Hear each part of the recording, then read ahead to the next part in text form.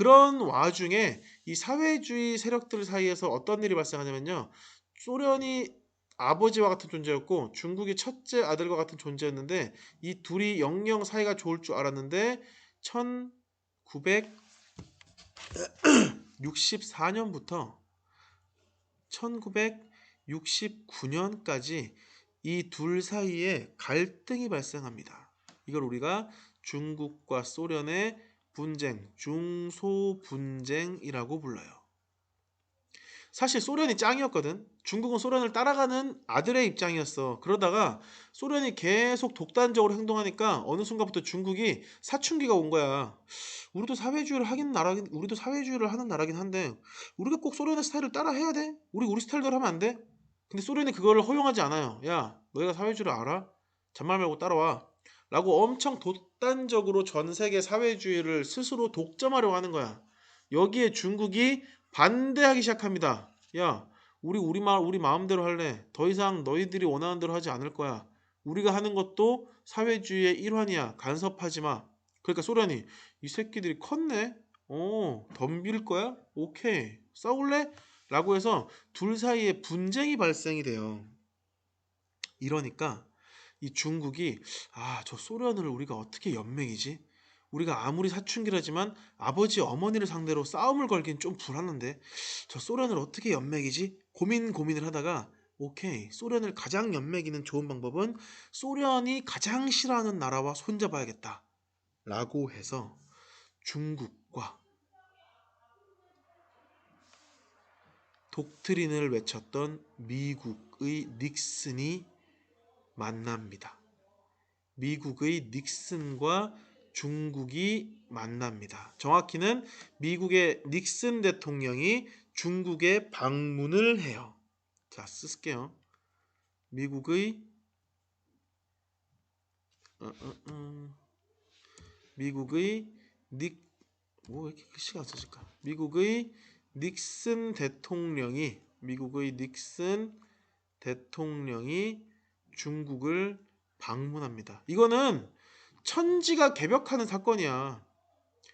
반공 세력의 대장이었던 미국, 거기에 대장인 대통령이 반공 세력의 첫째 형이었던 중국을 방문한다? 이거는 엄청난 사건이에요. 그러면서 우리 이제 그만 싸우고 사이좋게 지내볼래요? 라는 제안을 서로 하고 받아들여요. 여기에 당연히 소련은 부들부들 화가 나겠지.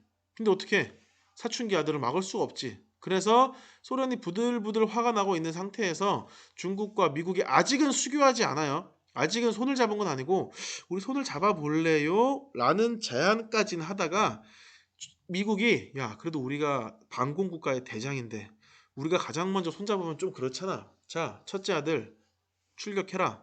예, 알겠습니다. 라고 해서 이 반공 세력의 첫째 아들과 같은 나라였던 누가 일본이 미국보다 먼저 중국과 수교를 맺습니다.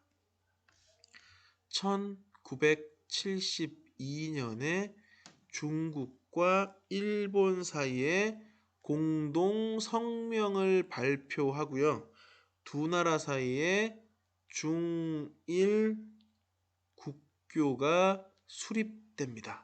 미국도 중국과 수교를 맺으려고 준비하고 있어요. 근데 미국이 중국과 수교를 맺기 전에 일단 첫째 아들인 일본을 먼저 보내본 거야.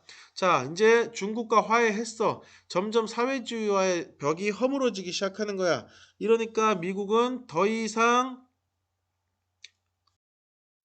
베트남전에 집착할 이유가 없는 거야. 우리가 왜 저걸 싸우고 있어야 돼? 지금 나라에서도 우리 전쟁 하지 말라고 난리인데 심지어 우리 중국이랑 수교까지 했는데 우리가 아니지만 일본과 중국은 수교까지 했는데 라고 하면서 미국이 전쟁에서 나가기 시작합니다. 이때 미국이 전쟁에 나가기 위해서 맺은 협정이 쓰십시오. 파리 강화 필이 아니야 파리야. 파리 강화 협정이야. 이게 1973년에 맺어집니다. 파리 강화 협정을 체결하면서 미군이 베트남에서 철수합니다. 철수해요. 그러면서 미군이 철수한 남베트남이 어떻게 힘을 쓰겠니? 전혀 못 쓰죠. 그 결과 베트남은 결국 무슨 색깔이 돼요? 빨강색이 되죠. 그래서 결과적으로 사람들이 베트남전에서 미국이 패배했다고 표현을 합니다. 그리고 패배한 게 맞고 실제로. 자, 그래서 베트남은 승리를 하고요. 그러니까 베트남 승리 때보다는 북베트남이 승리를 하고요. 남베트남은 북베트남에 의해서 적화 통일이 되고요. 미국은 파리강합정을 맺으면서 철수하고요. 이거 철수한 다음에 일본과 중국이 수교를 맺은 것처럼 이제 첫째 형이었던 미국도 중국과 수교를 맺어야 할 거 아니야. 그래서 중국과 드디어 미국이 수교를 맺습니다. 1979년도에 미국과 중국이 국교를 수립하죠. 근데 내가 항상 얘기했지. 이 시기 냉전 시기에는 중국과 국교를 수립하기 위해선 당연히 이 나라와의 수교를 끊어야 한다. 그게 어디야? 대만이죠. 그래서 미국이 저 중국과의 국교를 수립하기 직전에 1978년에 대만과 단교합니다. 국교를 끊어버린다는 뜻이야. 자, 이렇게 미국과 중국이 손을 잡기 시작하면서 냉전이라는 저 단단했던 얼음장 같은 국제 분위기가 점점 녹아내리기 시작하고요. 베트남은 어쨌거나 북베트남을 중심으로 통일한 다음에 개방 정책을 시작을 합니다. 처음에는 사회주의 정책을 열심히 펴는데 시간이 흐를수록 사회주의가 경제적으로 불리하다는 걸 깨닫고요. 개혁 정책을 합니다. 도이머이 정책이라고 하는데 나중에 이거 학습지 28-1번에 나올 거니까 일단 그냥 지금은 써놓기만 하세요. 그때 가서 좀 더 자세히 설명을 할게요. 그러고 난 뒤에 자, 이거 일단 지도는 지우고요. 이건 지우고 그릴 사람은 화면 멈춰놓고 지금 그리면 되겠네. 자, 중국은 이미 미국과 수교를 했어. 그러면서 당연히 수교했으니 이제 자본주의적인 성격을 좀 받아들여도 괜찮겠지. 그래서 덩샤오핑이라는 이 당시의 중국 대장 덩샤오핑이라는 사람을 중심으로 덩샤오핑을 중심으로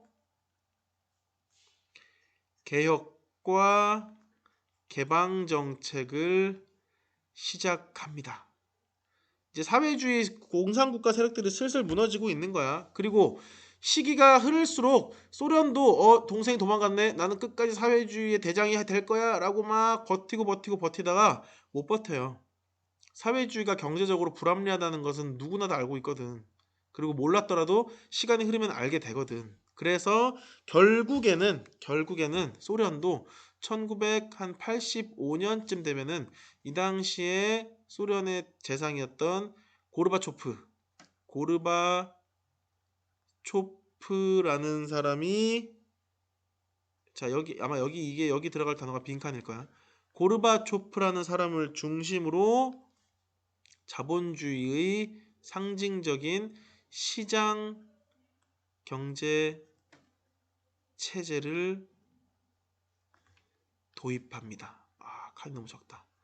도입합니다. 그러면서 이제 여기도 마찬가지로 개혁하고 개방하고 여기서 말하는 개혁은 마찬가지 여기 개혁도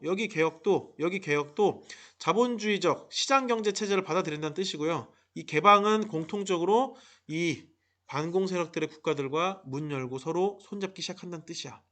그러면서 지금까지 전 세계를 얼음장처럼 만들었던 무슨 체제가 무너지기 시작하는 거야? 냉전 체제가 무너지기 시작합니다. 자, 냉전이 해체됩니다. 자, 이제 거의 끝났어. 수업 좀 긴데 이거 마저 하고 끝낼게요. 자, 지금 빈칸 채우면 돼요. 바로 이제 결국 냉전은 해체됩니다.